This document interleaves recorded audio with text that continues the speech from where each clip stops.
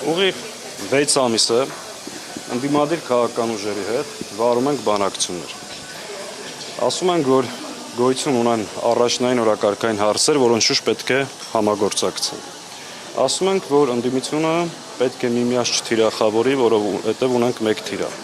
Ընդամենը 10 օր առաջ մեր դաշինքի համագումարին հայտարարել եմ, որ մենք ընդդիմադիր դաշտում թիրախներ չունենք։ Ունենք այսօրվա եւ վաղվա պայքարի գործընկերներ, մենք որևէ մեկին չենք թիրախավորելու, մեր թիրախը գործող վարչախումբն է եւ նույն ակնկալիքը եւ պահանջը ունենք ընդդիմադիր ուժերը։ Այս իրավիճակում, այս ֆոնի վրա ձեր նշած գործիչը, սա արդեն որի-օրդ անգամ այդ նույն տեքստերն է կրկնում։ Սա ի՞նչ է նշանակում։ Եկեք միասին մի քանի տարբերակ ասենք։ Տարբերակ 1. Հայտնվել լուսանցքում որևէ բան իրանից չի ներկայացնում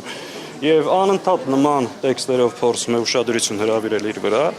Տարբերակ 2, որ իր նպատակը ըստ գործող վարչախմբի վերարտադրությունը կանխելը չի, այլ ընդհանրապես մասնակցել, թիրախավորել ընդդիմադիր հիմնական ուժերին ու ինչ-որ ընդդիմադիր ձայներ փոշիացնել։ Իմ տպավորությամբ արդեն այս ընթացքի մեջ եմ։